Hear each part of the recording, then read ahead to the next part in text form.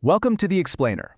So, what if I told you that a miracle in the sky over Canaan and the rise of a legendary Greek warlord actually happened in the exact same decade? It sounds wild, right? But today, we're heading back to the late Bronze Age to see exactly how two completely distinct, monumental events got permanently etched into ancient texts at pretty much the exact same time.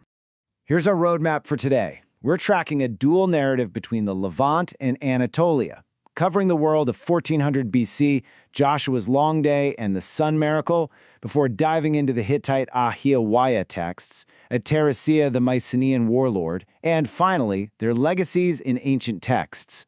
Section 1. The World of 1400 BC. Let's get right into it and anchor ourselves in the incredibly turbulent, frankly fascinating era of the Late Bronze Age. Look at this super narrow slice of time. Around 1404 BC, Joshua is leading his campaign in Canaan. And then, nearly simultaneously in 1400 BC, this massive geopolitical shift happens up north. The reign of the Hittite king Arnawanda I kicks off, and a highly significant diplomatic text, the Indictment of Maduwata, is drafted. You got two separate regions, two incredible textual records, happening in the exact same remarkable decade. Section 2. Joshua's Long Day. We're starting our journey in the Levant, focusing specifically on the biblical account of Joshua's campaign in Canaan. So according to the historical accounts, Joshua's Israelite army goes up against this massive coalition of 5 Amorite kings. Now here's the crucial psychological detail you need to remember. The Amorites were an ancient people who actually worshiped the sun and the moon as living deities. Seriously, keep that in the back of your mind because it completely sets the stage for the devastating psychological blow that happens next. Joshua realizes he needs more time for victory on the battlefield, right? So he looks up and literally commands the very gods of his enemies to freeze in the sky. The text in Joshua chapter 10 records him saying, "Sun, stand thou still upon Gibeon, and thou moon in the valley of Ahajalon." The account states that the sun just stood still in the midst of heaven, delaying going down for about a whole day. I mean, imagine being the Amorites in that moment, seeing your own celestial deities seemingly forced to obey the God of Israel. That must have utterly shattered them. Section 3. Explaining the sun miracle. Because, really, how do modern researchers even process an ancient text claiming the sun just refused to set? Well, remarkably, cultures all across the globe actually share parallel legends of crazy celestial disruptions. While the Levant recorded a prolonged day, the Mexican annals of Cuautitlán recorded a night that continued for an extended time. You've also got the Greek myth of Phaethon disrupting the sun's course, and the Maori myth in New Zealand of their hero Maui slowing the sun before it even rose. It really makes you wonder, are these global myths actually a shared human memory preserving some massive, real-world atmospheric event? To figure out the mechanics behind this, researchers generally look at 3 theories laid out in the sources. First, you've got this wild atmospheric light refraction idea, where sunlight and moonlight were miraculously bent to provide light even though the Earth didn't actually stop moving. Then there's the axis wobble theory.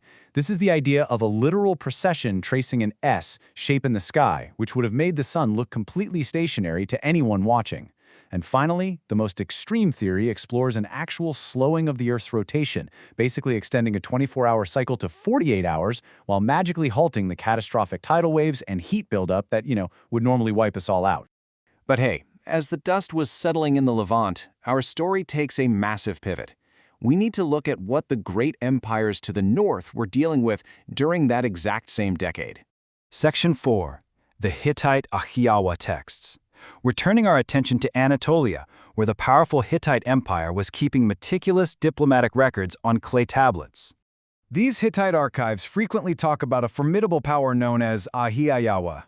Now, for years, Ahhiyawa was a huge puzzle, but scholars recently realized this isn't just some local Anatolian tribe. No, these are the legendary Mycenaean Greeks stepping onto the world stage. What we are actually seeing in these texts are the Mycenaeans interacting with, and honestly often clashing with, the Hittite Empire. Looking at the Indictment of Maduwata, which dates to the reign of Arnawanda I around 1400 BC, we find the very earliest attestation of the name Ahhiyawa in Hittite records, using the older form Ahhiya. And what's super fascinating is that it explicitly mentions a very active, highly dangerous ruler of Ahhiya named Attarsiyya. Section 5. Attarsiyya, the Mycenaean warlord. This brings us to this warlord, Attarsiyya, whom modern researchers identify as the legendary Greek king Atreus, father of Agamemnon. And guys, this is where the two stories just blow my mind. Remember Joshua's long day where the sun stood still? Well, Greek mythology claims that Atreus secured his throne because the gods literally made the sun reverse its course in the sky. We are talking about two incredible sun miracles, two legendary leaders from the exact same time period. It's just wild. And Attarsiyya wasn't just some campfire myth. The Hittite texts prove he was a real, brutal Mycenaean warlord ravaging the Anatolian coast. The texts actually detail how he violently expelled a Hittite vassal named Maduwada from western Anatolia. He was basically bullying local vassals and ultimately forced the Hittite king to intervene with a full-blown expeditionary force. The texts tell us he fielded an astounding 100 chariots during his campaign. I mean, really think about the logistics of that for a second. Shipping 100 chariots, along with all the necessary horses and infantry, across the sea to the Anatolian mainland in 1400 BC? That is definitely not a minor skirmish. This was a massive military invasion, showcasing the shocking logistical capabilities of the early Mycenaeans. But he didn't just rule the land, he commanded a fleet too. Attarsiyya actually sailed out to raid Attarsiyya, which is modern-day Cyprus, and get this, he even coordinated these piratical operations with his former enemy, Maduwada.